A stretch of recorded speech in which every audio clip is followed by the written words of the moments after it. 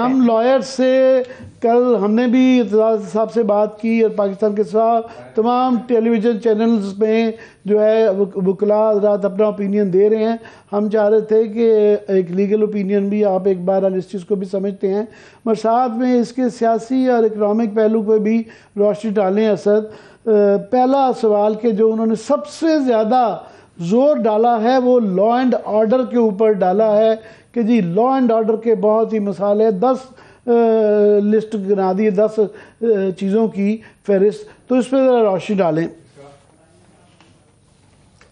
Sir उन्होंने फहरिस्त तो वाकई में बड़ी लंबी बनाई है, लेकिन ये बताएं कि ये उनको इल्हाम कैसे हुआ है कि 8 अक्टूबर को ये तमाम लॉ एंड ऑर्डर के मसाइल ख़त्म हो चुके होंगे। पाकिस्तान में टेररिज्म की सिचुएशन जो है, दहशतगर्दी की सूरत हाल, वो वाकई में तशवीशनाक है और वो पिछले 6 माह के अंदर उसमें खातिर खा तनज़ुली आई है, ख़राबी पैदा हुई है। तो ये कैसे पता चल गया कि 8 अक्टूबर को ये हालात ठीक हो जाएंगे? दूसरी चीज़ मुझे ये बताएं कि क्या 2008 का जब इलेक्शन हुआ था उस वक़्त तो आपको पता है दहशतगर्दी की पाकिस्तान में सूरत हाल क्या थी कि 2007 और 2008 का जो माली साल है ना आमिर, अगर आप ग्राफ देखें पाकिस्तान में दहशतगर्दी का, पाकिस्तान की तारीख में सबसे ज्यादा दहशतगर्दी के वाकयात उस एक साल में हुए थे जिसके अंदर 2008 का इलेक्शन हुआ और उसी साल में बेनजीर भुट्टो साहिबा का कत्ल भी किया गया था। उसके बावजूद हुआ इलेक्शन। 2013 जब हो रहा था उस वक्त रद्दुल फसाद चल रहा था, उसके बावजूद इलेक्शन हुआ। सो ये सिवाय बहानों के और कुछ भी नहीं है। असल वजह लिखी नहीं जा सकती। असल वजह अगर वो लिखते तो वो इतनी लंबी किताब लिखने की जरूरत ही नहीं थी। 1-2 जुमलों की मार थी। इमरान खान इतना ज्यादा मकबूल है, हम उसका मुकाबला नहीं कर सकते, इसलिए इलेक्शन मुलतवी। ये है असल वजह। मैं इकोनॉमिक फैक्टर भी जो उन्होंने कोट किया है, एक तरफ तो वो लैपटॉप स्कीमें अनाउंस हो रही हैं, जो है किसान पैकेज आ रहा है, रमज़ान पैकेज आ रहा है, ये 200-300 अरब रुपए के पैकेजेस सुनाई दे रहे हैं। तो ये 50 अरब इलेक्शंस के लिए क्यों नहीं निकल सकता? अच्छा, ये भी इसको जरा सा देख लें कि 50 अरब रुपए एक आम आदमी घर में जब बैठा सुन रहा होगा तो उसको लगेगा कि वाकई में कोई बहुत बड़ी रकम है। वफाकी हुकूमत के इस साल के जो अखराजात होंगे वो कुल अखराजात जो हैं वो 12,000 अरब रुपए से ज़्यादा होंगे। माहाना 1,000 अरब रुपए से ज़्यादा खर्चा है। 50 अरब रुपए जो है वो 0.005% भी नहीं बनता इस सालाना अखराजात का। फिर उन्होंने मलबा डालने की कोशिश की IMF के ऊपर कि जी हम क्या करें, हम बड़े मजबूर हैं, हम तो मारे गए, हमें IMF ने हमारी चाबी टाइट की हुई है, तो वो तो कह रहे हैं कि ये इलेक्शन के हम अखराजात नहीं कर सकते। वो आज चपेड़ आ गई मुंह के ऊपर, IMF के 2 टोक बयान आ गया, हमने ऐसी कोई बात नहीं की है, मैक्रो टारगेट है, उसके अंदर आप इलेक्शन कराएं, जो कुछ भी करें ये आपकी मर्जी है। सो मैं फिर वही बोलूंगा, कोई भी इन चीजों का उससे ताल्लुक नहीं है कि इलेक्शन क्यों नहीं हो रहा। ये कोई भी वो चीज नहीं है जिसकी वजह से इलेक्शन नहीं हो रहा। इलेक्शन सिर्फ एक और एक वजह से रुक रहा है और वो इमरान खान की मकबूलियत है। मगर बिल्कुल आप सही कह रहे हैं, इमरान खान की मकबूलियत नज़र आती है, मगर क्या करें। मैं लफ्ज़ गैंग अप तो नहीं कहना चाहूँगा, मगर तमाम ही पॉलिटिकल पार्टीज़ जो हैं और तमाम ही मुतलका इदारे बशमूल, उन्होंने तो अब मिलिट्री ऑपरेशंस के डायरेक्टरेट को भी शामिल कर दिया है, वजारत दफा को भी शामिल कर दिया है, वो सारे ही आपके अगेंस्ट नज़र आ रहे हैं और वो नज़र आ रहा है कि वो कह रहे हैं कि हमने इलेक्शन नहीं होने देना। तो फिर कैसे पॉसिबल होगा? सर मसला ये है कि पाकिस्तान एक आईनी जमहूरी मुल्क है।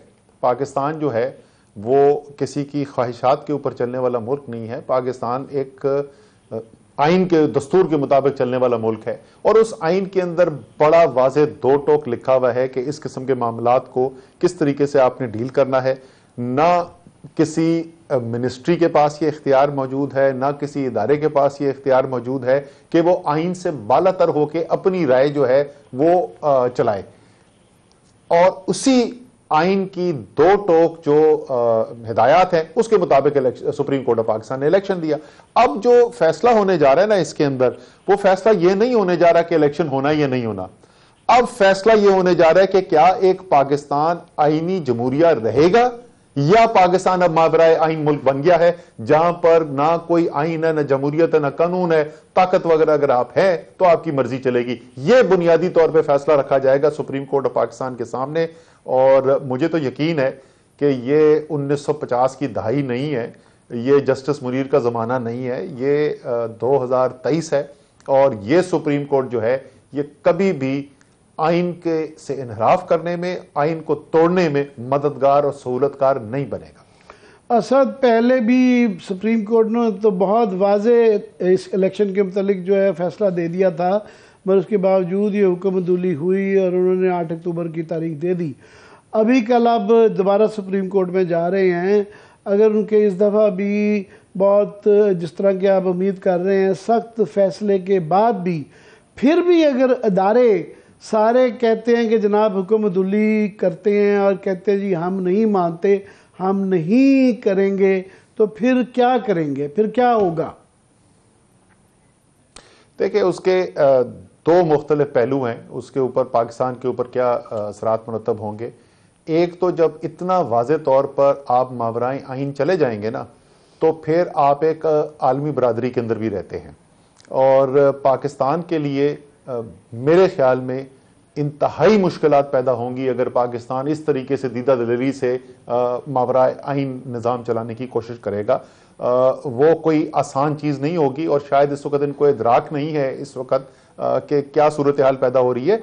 इसीलिए इतनी फौरी तौर के ऊपर IMF से रिएक्शन आया है और इतना शार्प रिएक्शन आया है कि वो किसी तौर पर भी ये नहीं देखना चाहते कि पाकिस्तान में मावराए आइन निज़ाम की तरफ चले जाएं और मलबा उनके ऊपर डालने की कोशिश की जाए। दूसरा अंदरूनी है, वो पाकिस्तान के अवाम ने फैसला करना है, पाकिस्तान की अदलिया ने फैसला करना है, पाकिस्तान के वकीलों ने फैसला करना है, पाकिस्तान के सहाफ़ियों ने फैसला करना है कि क्या पाकिस्तान, जो कि एक मोनो एथनिक सोसाइटी नहीं है, ये एक हम ऐसा माशरा नहीं है कि चीन की तरह के 97% हान चाइनीज वहां पे रहते हैं। यहां पर बलोच भी है, सिंधी भी है, सराइकी भी है, पंजाबी भी है, पठान भी है, महाजर भी है। क्या ऐसा मुल्क आप आईनी, दस्तूरी, जमहूरी बुनियाद के बगैर चला सकते हैं?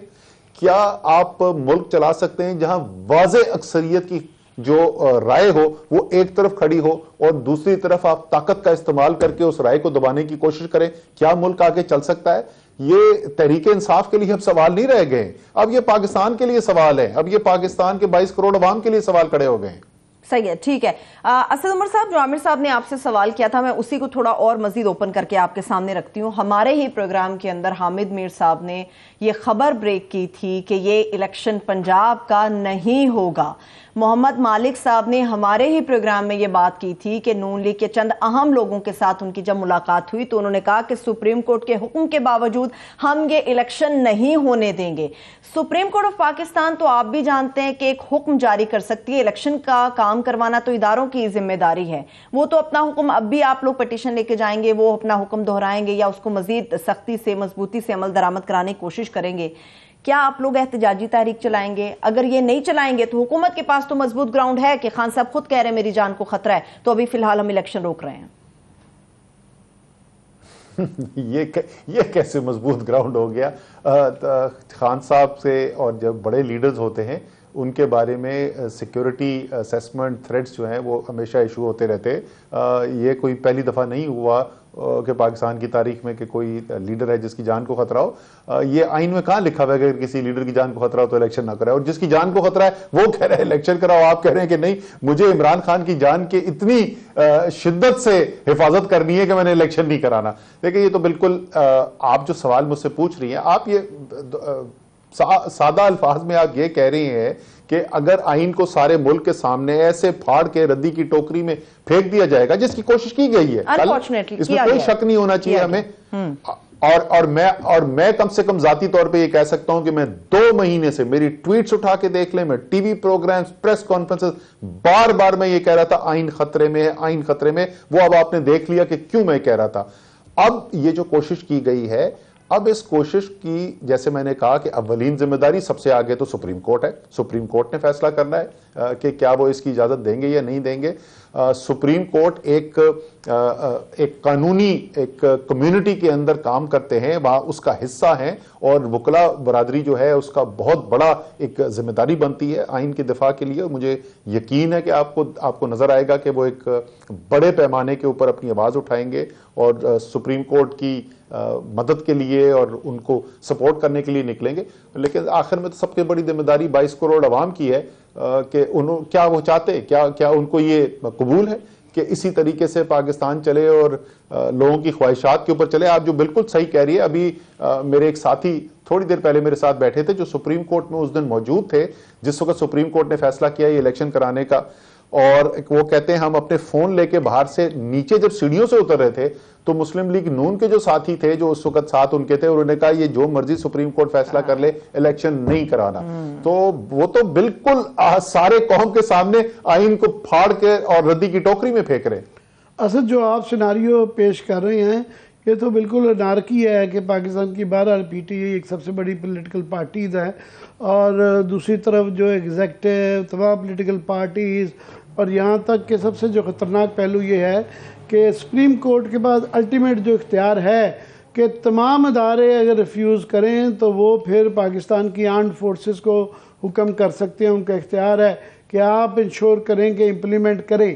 पर यहाँ पे उन्होंने अपने एलानिया के अंदर ये जिक्र किया है वजारत दफा का और मिलिट्री ऑपरेशंस की डायरेक्टोरेट का कि जनाब वो भी हमारे साथ मुत्तफिक हैं और वहाँ से कोई इसकी डिनायल नहीं आया।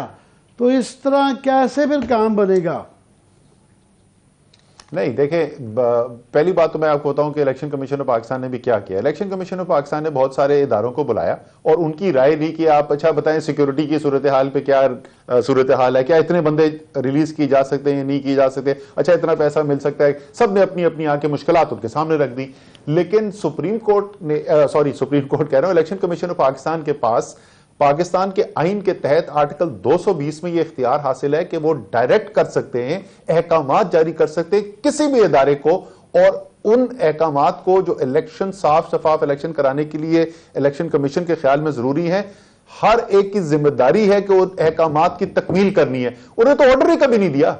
मीटिंग में बुला के लोगों की राय पूछना एक और बात है। जहां तक हमारे पास इंफॉर्मेशन सामने आई है, हमें तो कहीं नहीं कहा कि उन्होंने ऑर्डर किया था पाकिस्तान आर्मी को कि इतने ट्रुप्स यहां पे अवेलेबल करो, और आर्मी ने कहा जी हम नहीं सप्लाई करते। तो ये जब सुप्रीम कोर्ट के अंदर केस आएगा और ये सारी बातें सामने खुलेंगी, और मुझे यकीन है कि जज साहिबान ने भी यही सवाल पूछने, तो उसके बाद वाज़ेह सिचुएशन आ जाएगी। मैं तो नहीं वो सिचुएशन सोच सकता कि जहां पे पाकिस्तान की फौज खड़े होकर कहेगी कि आइन में जो कुछ भी लिखा हो हम नहीं मानते। मेरे ख्याल में तो ऐसा नहीं होने वाला।